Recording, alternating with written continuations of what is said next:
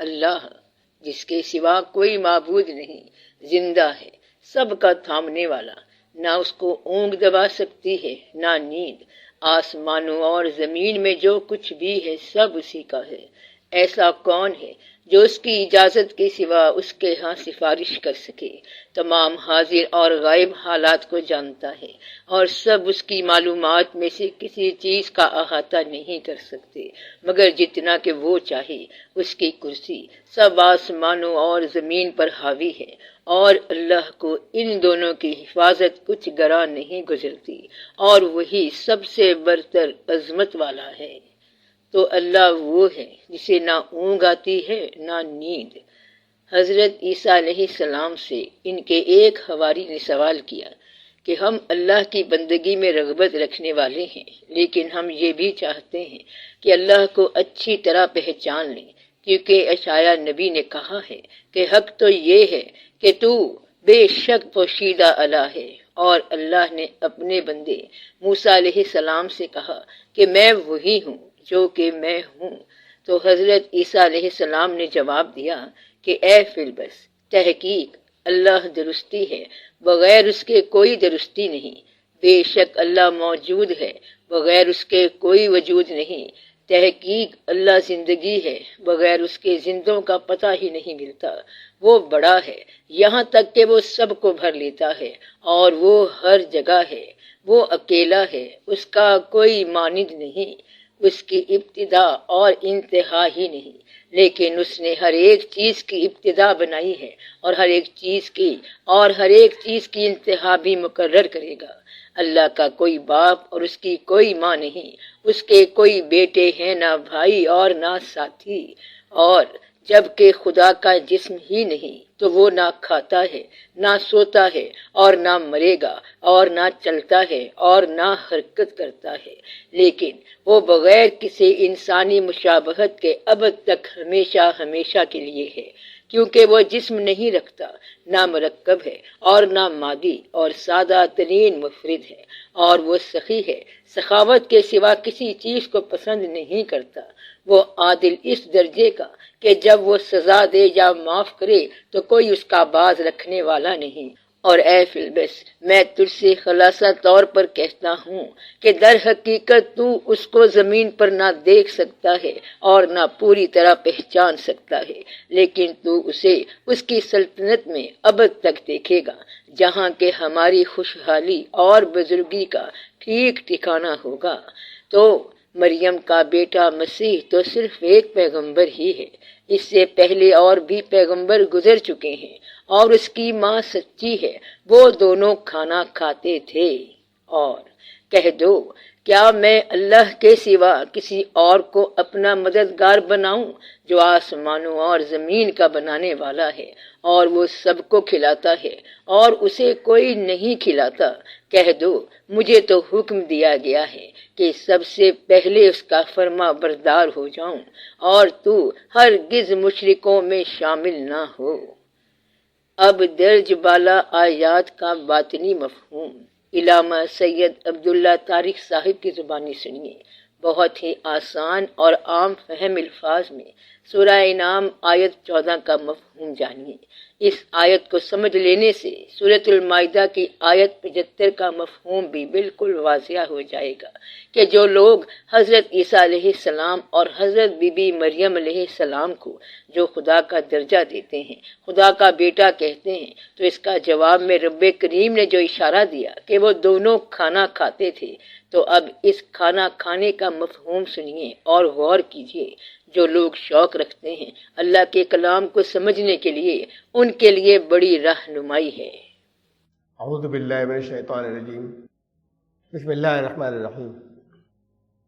کہہ دو کہ کیا غیر اللہ اتخذ ولیا فاطر السماوات والارض، میں سرپرست کسی اور کو بناؤں اللہ کے علاوہ، وہ جو فاطر السماوات والارض، عام طور سے فاطر کا ترجمہ کیا جاتا ہے وجود میں لانے والا، بدیع السماوات وہ بھی وجود میں لانے والا ہے، کچھ نہیں تھا ہو گیا، لیکن فاطر میں فطرہ اسی سے فطرت ہے، آسمانوں اور زمین کو ان کی فطرت دینے والا، ان کی نیچر دینے والا، ان میں ان کے قانون رکھنے والا۔ نیچر کیا ہوتی ہے؟ آگ جلاتی ہے، ان کو ان کا قانون دینے والا۔ اور فطرہ کے اندر ایک اور مفہوم ہوتا ہے، قرآن میں جگہ جگہ ہے، اذا السماء انفطرت، جب آسمان پھٹ گیا یا پھٹ جائے گا۔ پہلی مرتبہ کسی چیز کے پھٹ جانے، پھٹنے کے بعد ایک نئی چیز وجود میں آنے کو فطر کہتے ہیں۔ یہ سب کچھ یہاں پر اس کائنات کے اندر جب کسی چیز کو اللہ ختم کرتا ہے یا فنا کرتا ہے یا پھاڑ دیتا ہے، اور اصل میں تو پھاڑنا ہی لفظ استعمال کریں ہم، تو اس سے کنسٹرکشن ہوتا ہے، اس سے تعمیر ہوتی ہے، اس سے تخریب نہیں ہوتی، ڈسٹرکشن نہیں ہوتا، وناش سے پھر آگے جو ہے وہ تعمیر ہوتی ہے۔ ہم سے کوئی چیز ٹوٹ جائے، گلاس ٹوٹ جائے، کپ ٹوٹ جائے تو چورے چور ہو کے وہ بکھر جاتا ہے اور بیکار ہو جاتا ہے۔ کوئی اور الیکٹرانک گیجٹ ہے، گر گیا، ٹوٹ گیا، خراب ہو گیا۔ زیادہ ٹوٹ جائے، ٹکڑے ٹکڑے ہو جائے تو پھر کسی کام کا نہیں، پھر اسے اسمبل بھی نہیں کر سکتے واپس۔ اللہ کے یہاں کوئی چیز ختم ہوتی ہے، ایک پھاڑی جاتی ہے اور اس سے ایک نئی تعمیر شروع ہوتی ہے، نئی تخلیق شروع ہوتی ہے۔ ماں کے پیٹ سے بچہ برآمد ہوتا ہے، اس کے رحم مادر کی جھلی پھٹتی ہے، ایک نیا وجود شروع ہوتا ہے۔ نیبیولا پھٹا، نئی کائناتیں شروع ہو گئیں، بالکل ابتدا کے اندر، شروع میں۔ کسی بھی طرح کی چاروں طرف لگاتار کوئی نمکولی تھی، کوئی بیج تھا، کوئی بڑے درخت کا، وہ پھٹا اور اس میں سے پھر اتنا زبردست درخت برآمد ہوا جو بڑھتا چلا گیا۔ تو اللہ کے یہاں جب کسی چیز کو ختم کیا جاتا ہے اور پھاڑا جاتا ہے تو ایک نئی تعمیر ہوتی ہے، اس سے نیا ایوولوشن ہوتا ہے۔ جب یہ پھٹنا پہلی مرتبہ ہوتا ہے اسے فطر کہتے ہیں، پھٹنے کا پروسیس۔ تو بالکل ابتدا میں جہاں سے کائنات شروع ہوئی، وہاں پہلی مرتبہ جو کوئی بھی دھماکہ تھا یا کچھ ختم ہونے کے بعد اللہ نے شروع کیا، پھاڑ کر کچھ نکالا، اور اس کے بعد تمام آسمان اور زمین وجود میں آئے۔ اللہ اتنی بڑی قدرت والا، اسے چھوڑ کر میں کسی اور کو اپنا سرپرست بنا لوں، اور اس کے بعد پھر ایک چھوٹی سی دلیل کہہ لیں یا ایک چھوٹا سا جملہ اور، وَهُوَ يُطْعِمُ وَلَا يُطْعَمُ، وہ کھلاتا ہے، اس کو کوئی نہیں کھلاتا۔ اب یہ اتنے بڑے زمین و آسمان کے مقابلے میں بڑی عجیب سی چیز لگ رہی، چھوٹی سی بات۔ یہ ٹکڑا جو ہے پیچ سا محسوس ہوتا ہے، جیسے پیون سا ہو، اگر ہم اس کو باریکی سے اسے نہیں سمجھیں تو اللہ کے کلام میں تو بہت بڑا حسن ہے اور بہت زبردست ترتیب ہے، بڑی گہرائیاں ہیں۔ تو یہاں اتنا کہنے کی کیا بات تھی کہ وہ دوسروں کو کھلاتا ہے، خود نہیں کھاتا؟ کیا اسے چھوڑ کر میں اپنا کسی اور کو سرپرست بناؤں؟ اس سے پہلے تو ایک بہت بڑے اس کی عظمت کا بیان ہوا کہ سب سے پہلے مرتبہ جب کسی جگہ سے اس نے تمام کائناتیں جو ہیں وہ ایسا ہوا کہ جیسے کچھ پھٹ کر نکلتی چلی گئیں، سارے آسمان وجود میں آئے، زمین میں وجود میں آئی، اتنا عظیم، اسے کیسے چھوڑ کر میں کسی اور کو سرپرست بناؤں؟ وہ خود نہیں کھاتا، وہ کھلاتا ہے اور خود اس کو کوئی نہیں کھلاتا۔ یہ ہے حصہ جسے سمجھنا ہے کہ یہ کیا ہے، وَهُوَ يُطْعِمُ وَلَا يُطْعَمُ۔ دیکھیے ان کی کچھ سمٹمز ہوتے ہیں، جتنے بھی لیونگ تھنگز یا لیونگ بینگز ہیں، زندہ جنہیں ہم کہتے ہیں، جیو، اس میں پیڑ پودے بھی ہیں، جانور بھی ہیں، انسان بھی ہیں۔ نان لیونگ تھنگز ہوتی ہیں جس میں کوئی لائف نہیں ہوتی۔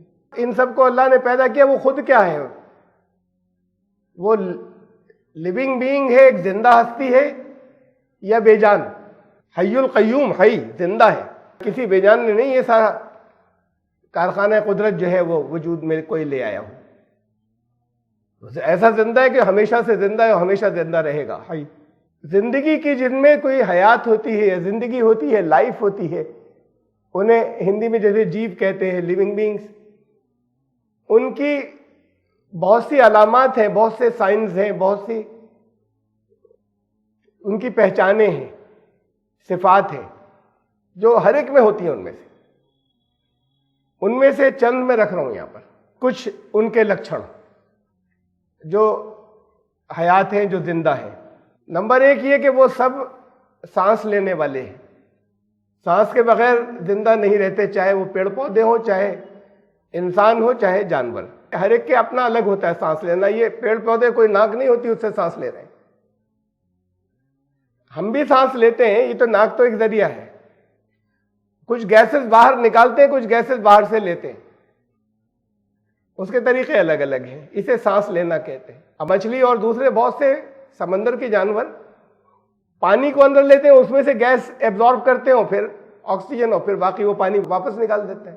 تو وہ گیسز کا ایکسچینج کرتے ہیں، لین دین ایٹماسفیئر سے، اسی سانس لینا کہتے ہیں۔ یہ سارے جیو کرتے ہیں جتنے ذی حیات ہیں۔ اللہ کی ذات ایسی نہیں ہے، گیسز کیسے، یہ ایٹماسفیئر کیسا، یہ تو سب اس کا کریٹ کیا ہوا ہے۔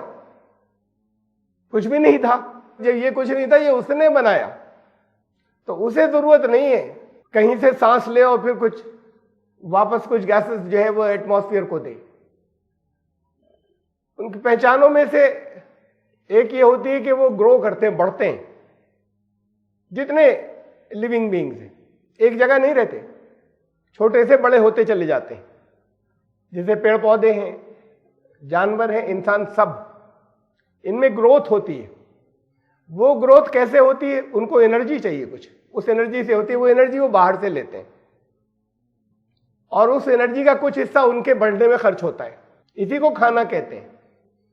یہ باہر سے لیتے ہیں، آپ کہیں اپنے اندر سے کھانا نہیں کھاتے، باہر سے کچھ چیزیں لیتے ہیں، اس سے انرجی کریٹ ہوتی ہے اندر، اس انرجی کا کچھ حصہ آپ کے بڑھنے میں خرچ ہوتا ہے، فالتو حصہ جس کی نیڈ نہیں تھی وہ باہر نکل جاتا ہے۔ یہ سارے لیونگ بینگز میں ہوتا ہے، جتنے ذی حیات ہیں، جتنے جیو ہیں، وہ بھی زندہ ہے، زندہ ذات ہے۔ اس کے ساتھ ایسا نہیں ہوتا کہ پہلے چھوٹا تھا اب اور بڑا ہو رہا ہے، اب اور بڑا ہو رہا ہے، اب اور بڑا ہو رہا ہے، بڑھتا چلا جا رہا ہے۔ جو باہر سے کھانا کھاتا ہے، یہ کھانے میں اتنی باتیں ہیں کہ وہ خود نہیں کھاتا، دوسروں کو کھلاتا ہے۔ اس کے ساتھ یہ کیس نہیں ہو تو ہمیشہ سے ہے، پہلے چھوٹا تھا اور بڑا ہوا، اور بڑا ہوا، بڑا ہو رہا ہے۔ شری کرشن پیدا ہوئے، پالنے میں تھے، بچے تھے، بڑے ہوئے اور بڑے ہوئے، چلے گئے دنیا سے۔ اب اسے ادب یا احترام کی زبان میں لوگ یہ کہتے ہیں چاہے جنم لیا یا شریر تیاگ دیا، کچھ بھی، لیکن نہیں ہے اب دنیا میں۔ رام چندر جی پیدا ہوئے، بڑے ہوئے، ایک ایج آئی اور اس کے بعد ختم ہو گئے۔ بڑھتے رہتے ہیں، پھر ایک جگہ جا کے ختم ہو جاتے ہیں۔ اتنے ہی نہیں رہتے کہ پالنے میں تھے، بچہ اب ہمیشہ سے، لاکھوں سال سے ایک بچہ ہے، چلا رہا ہے، جیسے ہوں ایسے ہی نہیں رہتے۔ یہ سارے ذی حیات میں، سارے لیونگ بینگز میں ہوتا ہے۔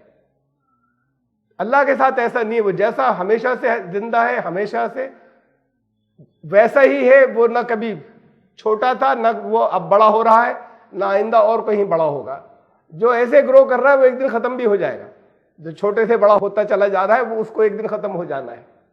یہ جو ہمیشہ کی ذات ہے، ہمیشہ جس کے اندر حیات ہے، یہ بڑھتے ہیں کھانے سے۔ کھانے کی شکلیں الگ ہوتی ہیں، آپ اپنے یہاں فوڈ کہتے ہیں اسے، یا جانوروں کو بھی فوڈ دیتے ہیں اور کھانا دیتے ہیں۔ باہر سے کچھ چیزیں لیتے ہیں، یہ باہر سے لیتے ہیں آپ، اس سے اندر انرجی کریٹ ہوتی ہے، اس کا کچھ حصہ بڑھنے میں خرچ ہوتا ہے۔ تو یہ اللہ کے ساتھ میں نہیں ہے، تو سب ایٹماسفیئر اور باہر سے لینا، یہ باہر تھا ہی نہیں کہیں، یہ سب اس کا پیدا کیا ہوا ہے۔ پھر یہی ہے غذا حاصل کرنا، اور یہ غذا کیوں کھاتے ہیں، یا باہر سے ڈائٹ کیوں لیتے ہیں، نیوٹریشن کیوں لیتے ہیں، یہ نیوٹریشن ہیں جو وہ لیتے ہیں۔ تو یہ ڈائٹ کیوں لیتے ہیں، کھانا کیوں پڑتا ہے؟ نہیں کھائیں گے تو مر جائیں گے۔ کیوں مر جائیں گے؟ انرجی نہیں کریٹ ہوگی، اس لیے مر جائیں گے۔ جو بچی کھچی رہ گئی وہ کچھ دن کام دے گی، پھر انسان ختم ہو جائے گا۔ پیڑ پودوں کو ان کی ڈائٹ غذا نہیں ملے، مر جائیں گے۔ جانوروں کو نہیں ملے، چاہے کچھ دن چل جائیں، جو بچی کھچی انرجی ہے وہ ان کو کچھ دن چلا دے گی۔ تو یہ انرجی ہیلتھ کے لیے ضروری ہے، تندرست رہنے کے لیے ضروری ہے، اور ان کو بڑھانے کے لیے، ان کی گروتھ کے لیے ضروری کھانا، اس لیے کہ بڑے ہو، گروتھ ہو اور ہیلدی رہیں۔ تو اللہ کو ضرورت نہیں ہے اس کی، باہر سے کچھ بھی لینے کی، نہ اس کو بڑھنے کی ضرورت نہیں ہے۔ اور پھر یہ انرجی اور بڑھنا ایک جگہ جا کے ختم ہو جائیں گے۔ جو بڑھتا ہے، جو شروع ہوتا ہے اور بڑھتا ہے، وہ ختم بھی ہو جاتا ہے جا کے. جب ختم ہو جاتا ہے تو اس کے بعد اب کہاں اس کی نسل آگے چلانے کا انتظام ہونا چاہیے کچھ. تو سارے لیونگ بینگز میں اللہ نے یہ رکھا ہے کہ وہ انتظام کرتے ہیں اپنی نسل آگے چلانے کا.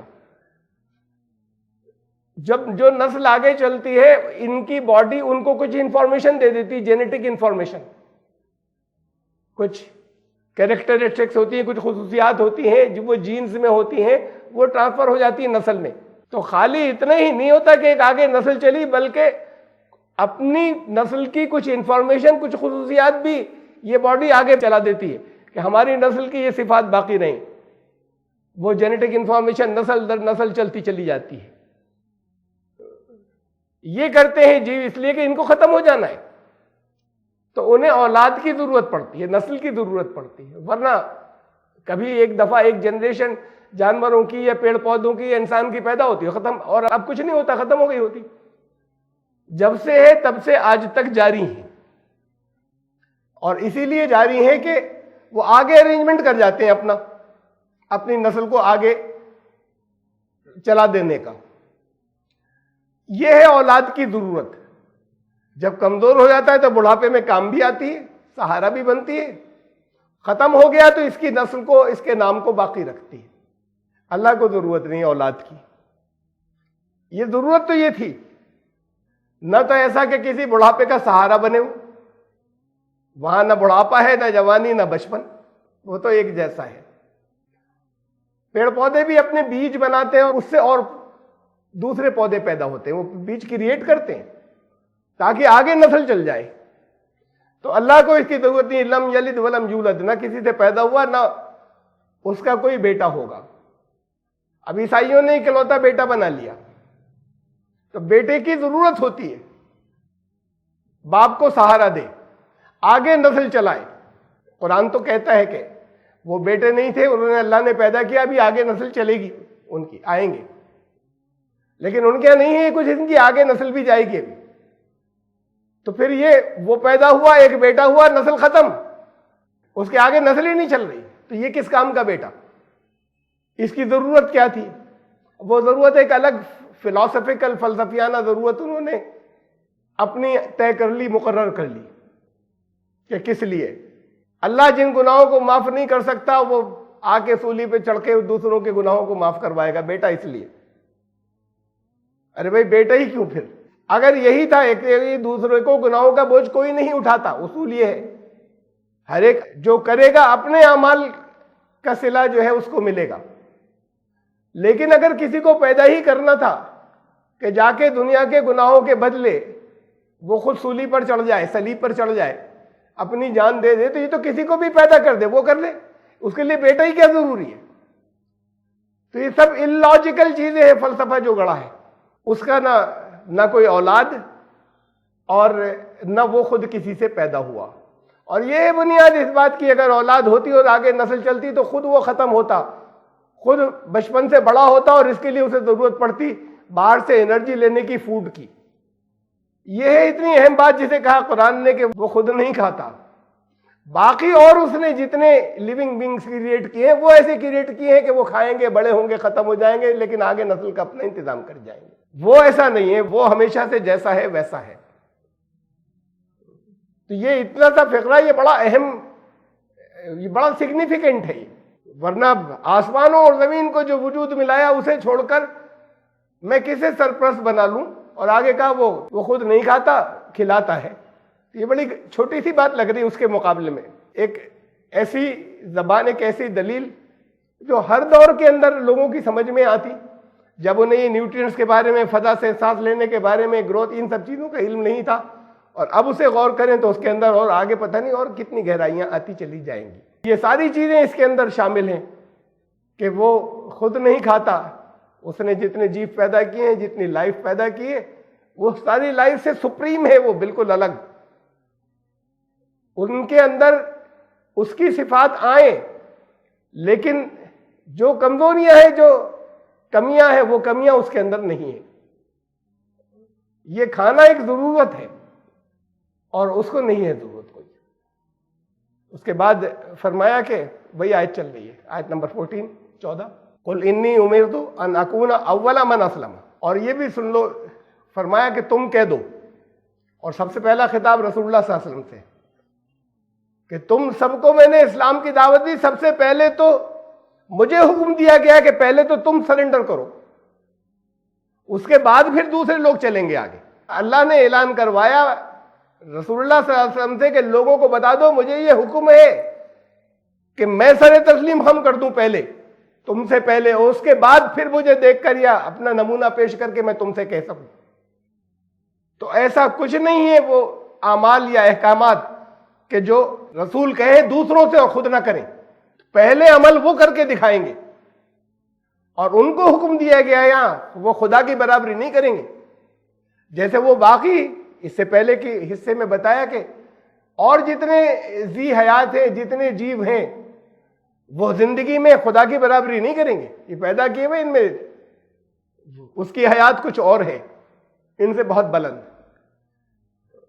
رسول خدا کی برابری نہیں کریں گے، یہ بھی سر جھکانے کے لیے، بلکہ سب سے پہلے تو وہ اطاعت کرتے ہیں.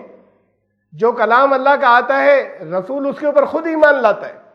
پہلے رسول کو ایمان لانا ہوتا ہے اس کے اوپر. آمن الرسول بما انزل الیہ من ربہ والمؤمنون، رسول ایمان لایا. آمن الرسول بما انزل الیہ، جو اس پر نازل ہوا، سب سے پہلے تو رسول ایمان لایا. والمؤمنون، اس کے بعد پھر باقی ایمان لانے والے ایمان لائیں گے. تو رسول کو خود اس پر جو کچھ نازل ہوتا ہے اس پر ایمان لانا ہوتا ہے، سر تسلیم خم کرنا ہوتا ہے. یہ اسلام ہے. تو تم یہ اعلان کر دو کہ مجھے یہ حکم ہوا ہے سب سے پہلے تو میں سر تسلیم خم کروں، سب سے پہلے تو میں اس پر عمل کروں جو کلام میرے اوپر نازل ہوا ہے، اللہ کی طرف سے جو احکامات آئے، اور اس کے بعد پھر میں دوسروں سے کہوں. یہاں پر اس کی برابری ٹھہراتے ہیں. اس کے یہ انہوں نے کیا، دوسرے مذاہب نے کیا جو بگڑ گئے، کہ اپنے اپنے پیشواؤں کو، اپنے اپنے مذہبی جو اچھے لوگ تھے، لیڈرز تھے، ان کو خدائی کا درجہ دے دیا. وَلَا تَكُونَنَّ مِنَ الْمُشْرِكِينَ، اور یہ ہے شرک. تم یہ شرک مت کرنا کہ مجھے تم خدا کی برابری کے اوپر لے جاؤ، میں تو خود سر جھکانے والوں میں سے.